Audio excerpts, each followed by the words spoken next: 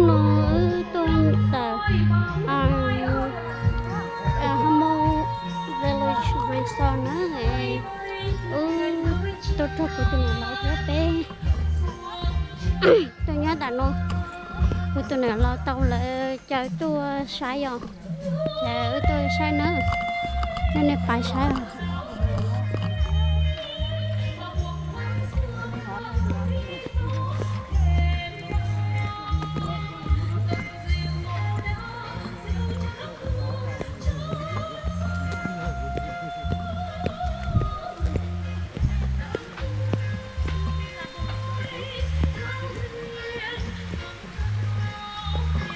nói swimming pool nó bé nữa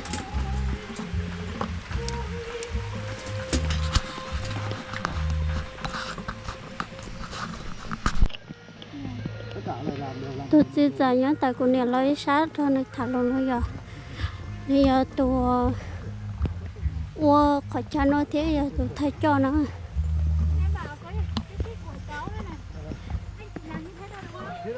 hoa trên thôi cái nóc là bài hoa nó nhiều lên nữa là coi cái đón hoa nó có muốn rằng là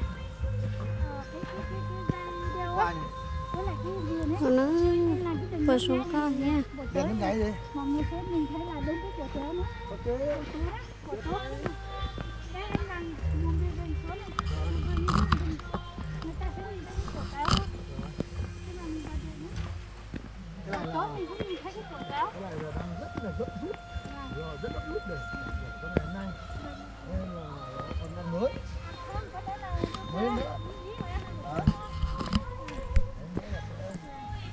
còn trang trí bên trong nữa bên trong bây giờ còn chưa xài chê nó xuống cao cả đó lúc resort nó này qua tới lúc trẻ nó giờ nó sẽ tập cho rồi lên lúc cả nhở lúc cả ở một tài bó cười thế ở một triệu trên nó nữa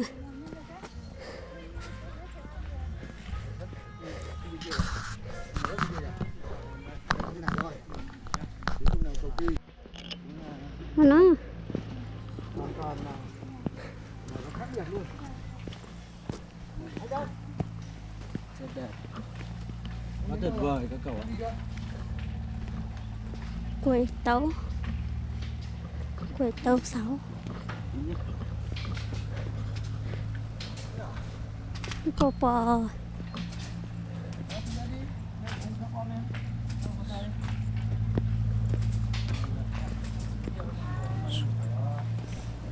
xong câu ca nó tập á lâu ấy xong đến lúc cày thích mà này resort nó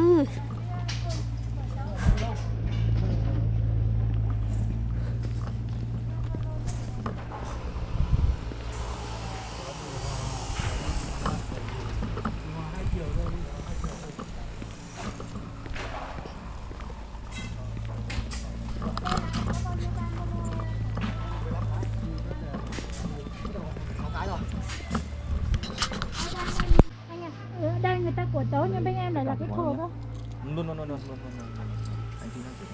Nên ơi nhớ trong nó cào chế nó có lên không nó chế có một ta xong rồi ạ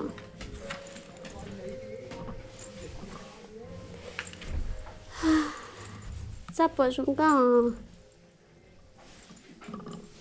nó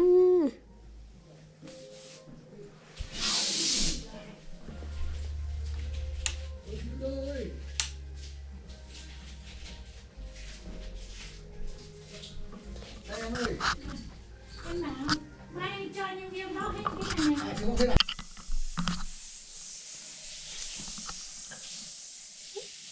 nhớ xuống nữa nhớ xuống sợ cho ta xin nữa chưa ít ta kia sợ cho ta lú hoàn bông village nó nữa lo cho nó dòm ta kia nó cho lo hậu cà phê thế cho nó nữa nó dài lúc rồi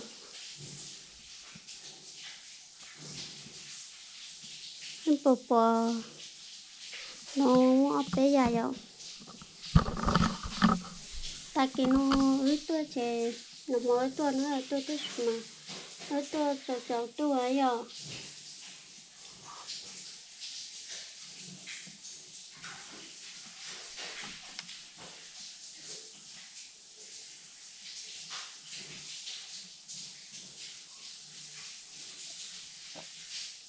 ướt tua cháu tua chè ta sẽ nó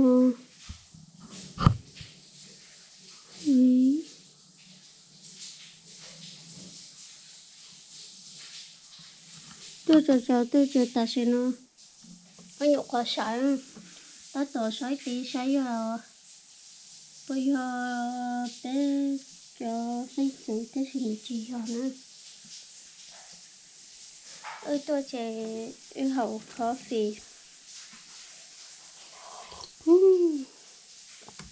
ai cần nhà bộ bật trả rồi nó nhớ cho hang răng nó ngay từ đi nhẹ tua xí nó chỉ khéo thế cho nên tua nữa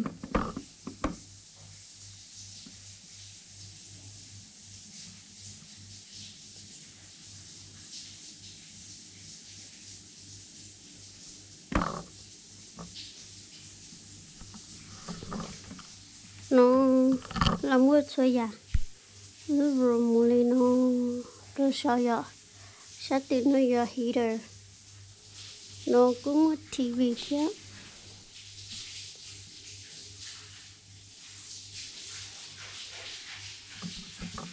chế độ muốn cho học cái rồi bedroom shower đấy đi nó sợ ít bé mua mà thay đồ nó say mềm mềm nữa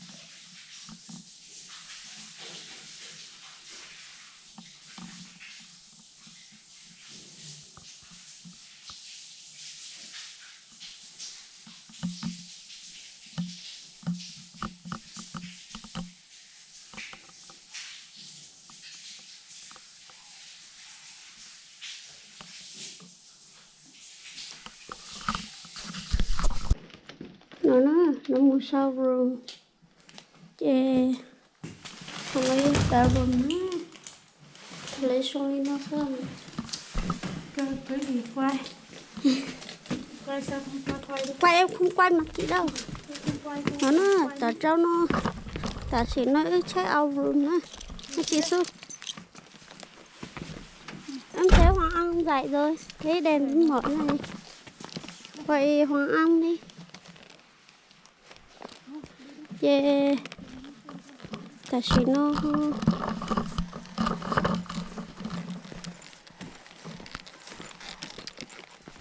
mua xịn á mua chè nữa tao ít có tao kia giờ thì complete một tay complete ta là lúc một resort chè mua chè nữa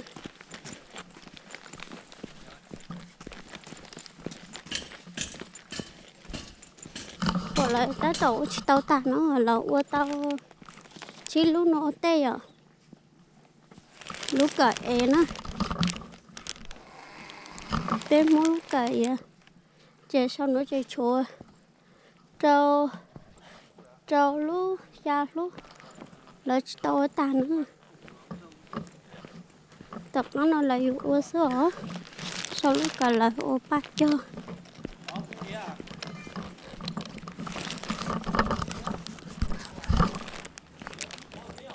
bây giờ thật thật từ tôi trẻ bị thật thật luôn xin ơi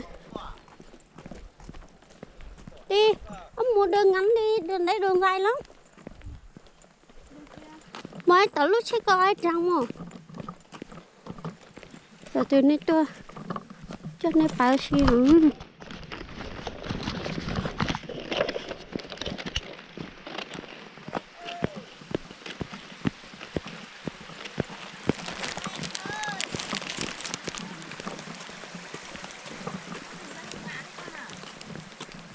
Vâng.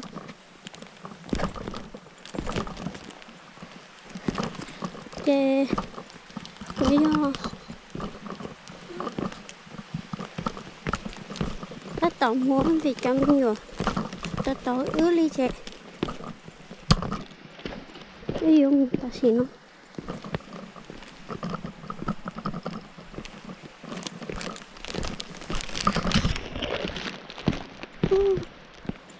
nó nói thế nào cái ta kia sẽ cho ta sẽ nó nhiều quá nhiều đâu một té chào sư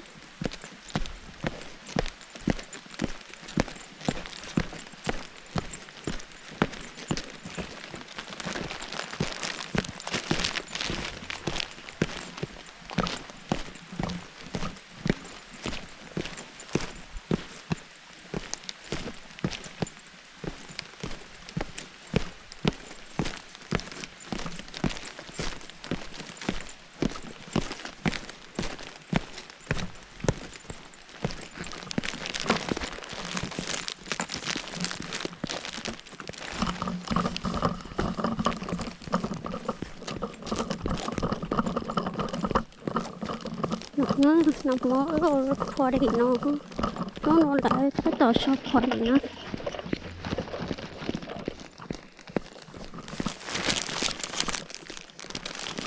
shop khoa đi chứ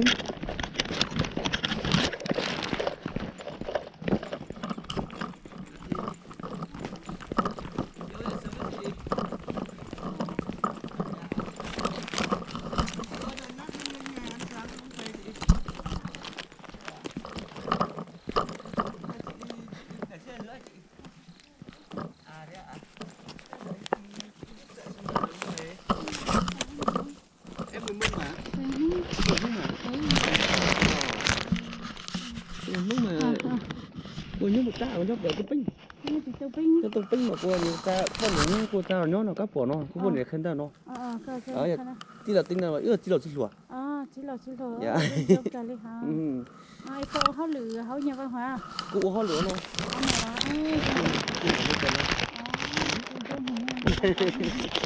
nếu người ta muốn đi hà tôi chụp bên hả dạ nó mà cũng chỉ là cũng thải bên gì hết thải bên gì mà nó có mua khóe mà cũng nó có thải bên quan trọng đứa mà xin xíu dùng xíu với hả chị đi ăn sáng nhà hàng đi thôi chị không ăn sáng đâu cháu con nhà chị đang chờ ở giữa con là chị vậy bảo con là chị đi ăn sáng luôn đi thôi ngại lắm ngại gì có 2 người thôi đúng không con đi cho đi vậy của đón cả con thế con đi xuống đón con với lại đón 2 em đấy đây cũng là nó để xe luôn này vâng chị ta sẽ nó công tàu của tụi mình tua nói chị tao lấy tôi em muốn nó chạy kia cho lấy một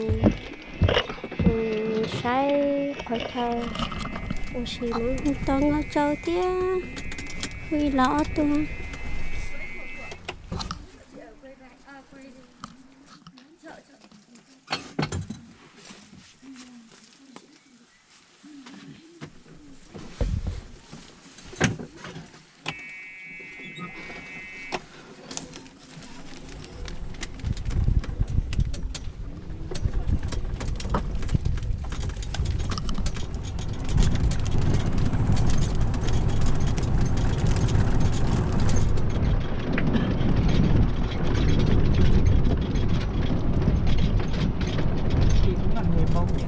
dạ vâng chị cũng là người Mông em cũng người Mông à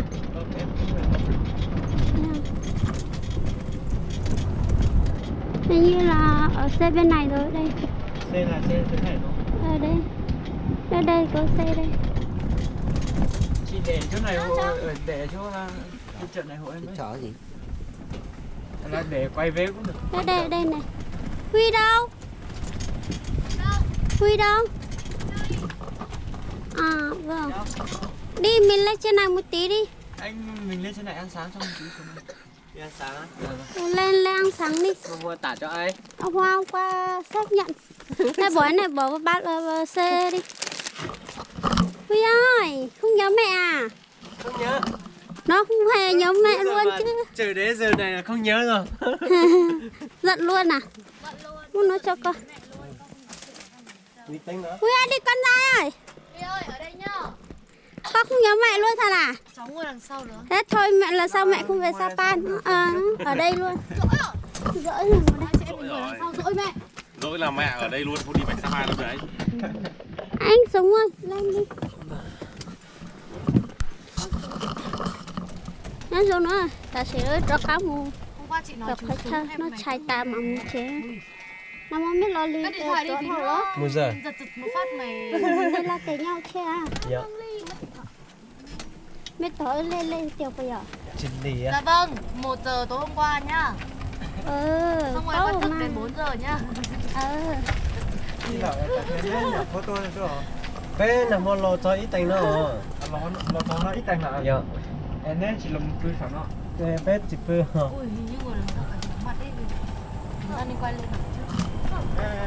Trong sách đó là Bé mua Sapa lò. Hai đứa ở đây đẹp lắm, tí cả hai đứa muốn đi dạo. No. Con có buồn. Con có muốn khóc. Từ đây đi lên trên kia còn xa nữa. Vì nhá, tối hôm qua nhá, Sao? đi với mẹ được ngủ trên giường nhá. Con phải với thằng Huy với chú xuống phải ngủ Hôm trên qua xe. mẹ 2 giờ mẹ với lại thì mới được ngủ mà. Mấy giờ nữa? Mẹ 2 giờ. Ơ thế à? Thế hôm qua ấy, không giờ xong ấy, con bị ấy ấy, Dạ. ói ấy. nên mình em đưa anh chị lên cả nhà hàng. Vâng.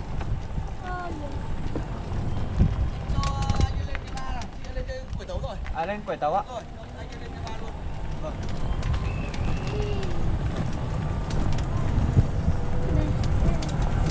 Sinh có son không? Có. Em chào anh. Vâng. Chào chú. Đây có cả áo bể bơi này. Lên trên này đúng không anh? Vâng. Bây giờ chị với lại giám đốc đã đi lên trên kia. Ăn ở đây luôn hả? Dạ nhà hàng thì sẽ ở dưới này. Vâng. Đây các chị con muốn đi dạo không hay là mình đi ăn xuống dưới kia đấy? Đi ăn. Đưa hai cháu này Đi ăn, lên trên, vâng. bể Đi bơi ăn á? thực. Ok, đi ăn á. Thế đi xuống đây, mình đi xuống đây. Thôi. Con lên với mẹ. Con lên mẹ có không ở trên đấy đâu? Có vừa mới lên trên này. Đấy, chị lên trên kia. À. Vâng. Đây đi lên. Đi lên bể bơi. Mình đi dạo luôn đi.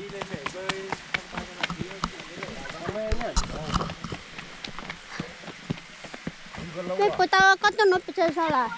Chị tao tôi thảo lá của tao nó mà của chị tao tôi thảo lá chị tao. Mà mỗi cô tính chế ha. Đó. Tao nói như em mà. Đó. Tao nói như em mà. Cái chúng mình nha. Tao mà. Phút đó thay mà là khi là khai chưa nằm mà cháu tự à. Lúc cậy. Hả? Nó lúc cậy. Chúng có nhỏ Lúc nó à. cậy nè. Lúc cậy. Chê. Lúc là hoa lúc cả nó ta là hoa quẩy táo này cũng như ba ta cởi Đó táo là ruộng bậc thang rồi. ba ta lúc thô nó sửa. Có cả ta lấy cha là.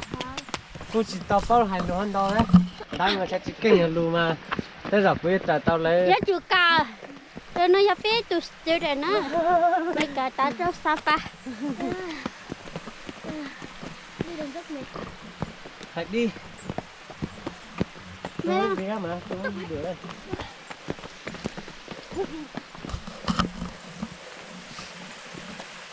Đây là bể bơi đây. Người này chắc không ai bơi đâu nhỉ? Có chứ. Đây đúng á. Nước ấm á? Rất ấm không bắn. Cái này 1m7 đấy. 1m7. Con vẫn đứng được. Cứt. Tao mà Đây. mấy chắc tao. Là sờ nó nữa.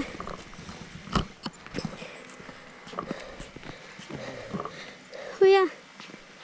Muốn nhảy Huy xuống. không nghe về cái chữ này à? Con phải đọc ở đây này. Con xé ra nhảy xuống nhá. Ui đây đẹp nhờ. Đẹp không? View đẹp. Nhưng mà mỗi tội mình đến hơi muộn. Đem một con dây. Bé, Hả? nghỉ hè con lên trên này con nhảy xuống lên con đi tắm. Có vẻ đẹp bao nhiêu ở đây không? Đâu bao nhiêu? Đắt lắm. Kỳ kỳ li hồ. Bao nhiêu? 3 triệu. 3 triệu một phòng. Cái quay video này. Quay video. Quay video short photo YouTube. Thế là cũng chụp rồi nè. Đó.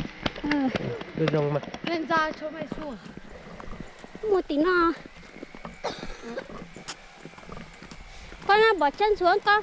Ai mà con để quần như thế. Thôi. Bỏ chân bỏ quần xuống. Nó lịch sự quá. Con thích để như này có sao thế? Không được như thế đâu. Mẹ ơi, đến đây em phải ngoan chứ. Mẹ chỉ mà biết em hơi như thế mẹ sẽ chửi cho. Ở đây có điều hòa luôn á. Nhà cho con sai lịch chẳng không cho. Hả? Cô xuống cao hát tin là. Cái sao mà Xuống cao thế giờ. Lúc nó này hùa cởi nó thế là này hùa chăn nó.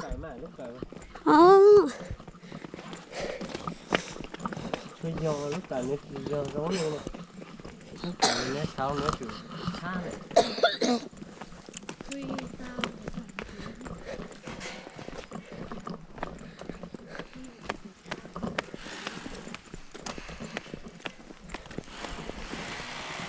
Tao vậy răng của mẹ. Vậy sao? Thì mình ngủ nó cho nhá. Mẹ mổ chân cái con. Nó mới tôi gió chập là tủ thích ít kìa. Đó.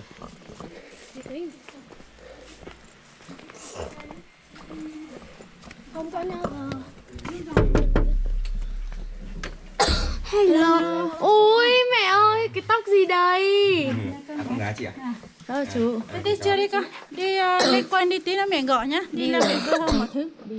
Đi rồi á. Thế đi chưa đi. Đi xuống. Đi lân quanh. Đi ăn đi. Nhá. Đi. Đi xuống ra đi. Oh, good. Server.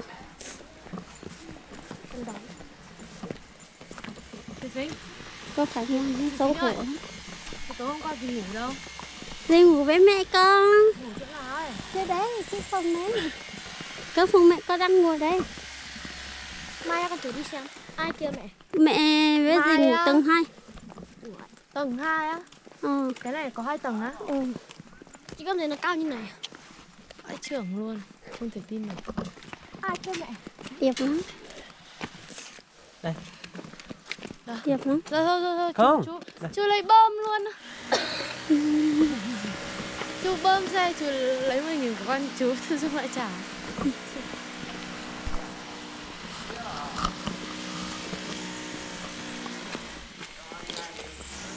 Thế ai cho tiền con không? Chị xung cho con 100.000. Xong rồi buổi sáng sớm nó tiêu hết 30.000. Thế à? Xong rồi lúc sau là nó cả hai Em đứa mới phải nói góp sao? tiền. Em mới nói gì? Ăn cơm với thịt gà. Lúc đầu đi Em mới cho chị khách là à? nó nôn. Không, lúc đầu Em mới cho chú khác chứ. Mày giỏi nhỉ? Mày tôi 100 này. không có tiền. Dạ vâng. Đây, tờ 10.000 này là tờ cuối cùng trong cuộc đời của con. Thế à? Thế còn Huy thì 100k luôn à? Đi xung bát tao. Nhưng trả tiền xe ôm. Tiền xe ôm tận 100.000 cả hai đứa đi lên thôi ấy. Đắt thế. Thế là lấy tiền của Huy đi. của con nữa. Đúng đến 50k. Sủng phẳng luôn. Hả? Đúng không? Thế hai đứa đi du lịch kỳ còn mỗi đứa 100k thôi. Nó vẫn còn thiếu con ấy. Thiếu nợ. Ôi chị em với nhau mà. Thiếu nợ vài. Không, thiếu nợ có mấy nghìn đâu. Chúng có hỏi nhỏ nhỏ đây là nó sai nè. Nó cho ai bên nó lăng căng sao mà. Rồi ít tuổi cho chồng sao mà. Ha, ở đây nhớ chỉ ôi tao ở lúc trẻ lên nó nhớ rồi. Thế giờ ít lên nó mà trời đất cứ sao mà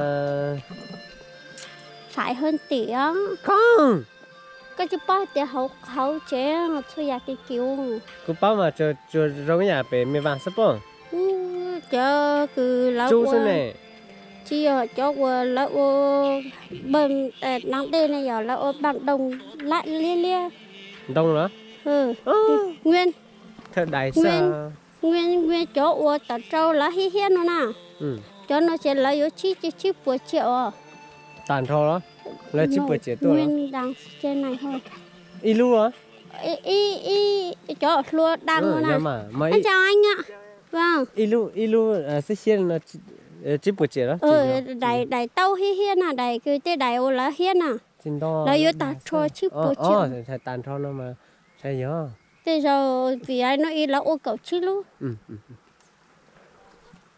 là ô cầu chi luôn mà ta mà lấy xem chỉ gió này lúc cả trường đi này lúc cả trường đi này lúc cả mới rồi xí thế là chè heo cho luôn là hết chú nó chờ hết đi nó mà cái gió này nó chân ta chỉ nó nó có một nó chạy nó nhau lúc cả còn không có thế à lúc nó hai tê hormone resort cái lúc resort xuống câu ca nữa là ta tỏ thiệt theo tê cú chơi cú nhìn nhận nó giờ chơi cú oxy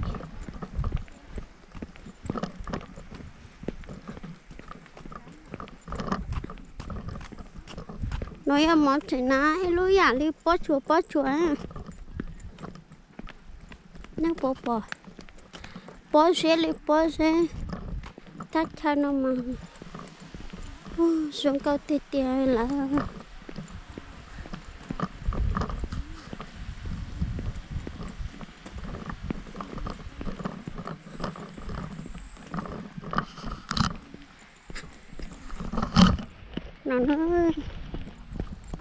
nó sai tiền ta kia nó dùng chuyện đó về tiền đó tụi mình nhổ ha nhở thế gì là có nó chạy này nhở là phải để lại tiền cho tụi mình nhổ to rồi nó chạy thế rồi cho tụi mình nhổ to nữa thì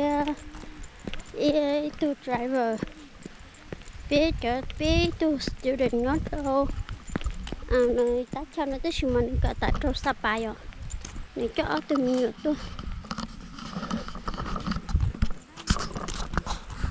nó nữa rồi cái nó một lúc nó vào restaurant nó trả hậu này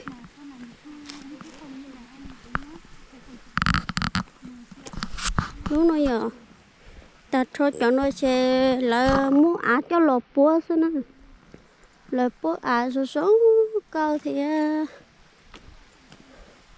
lúc nó là mua restaurant lo cơ ta cho lúc trẻ nó mà lúc trẻ nó có lấy vào restaurant họ lúc tí nó do private room thiết đồ room chế xong lại cũng nói thì có bữa lúc ra nó chế chip bột đâu bây giờ thì có private room không nó chế do ý cho chip bột 1,500,000 Vietnamese đồng họ nhớ trâu lúc cả béo nè chế do bé cho chế do 3,000,000 đúng nhớ tại hiệu xin ơi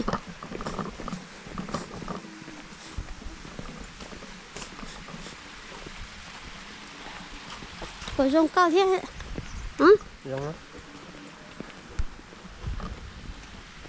em quay nó chế lớn nó chế company à bỏ chế này cứ xí cơ vậy chỉ cứ xí liền good morning nhớ xong ta sẽ nó ít cho nó nữa cho nó thay đổi thì say việc nơi giờ bé cho mình ngồi muốn làm nữa nếu bỏ ba trong câu cơ thì Tôi bị sai thôi.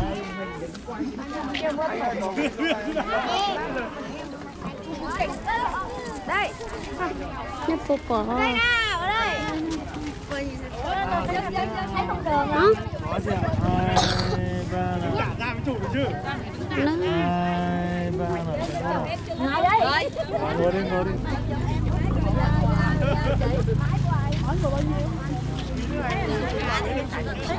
Ôi, đó. Đường này. Em mua đấy. Ok. Có nhìn thấy không? Đấy. Nào. Có nhìn thấy ở dương em ơi. Em chụp cho. Có nhìn thấy không? Không này, cái này đi. Đây chụp em đấy. Cái này không dày. Không dày để hả? Đấy, cái này dày đi. Nhưng mà cái này là chụp cái này.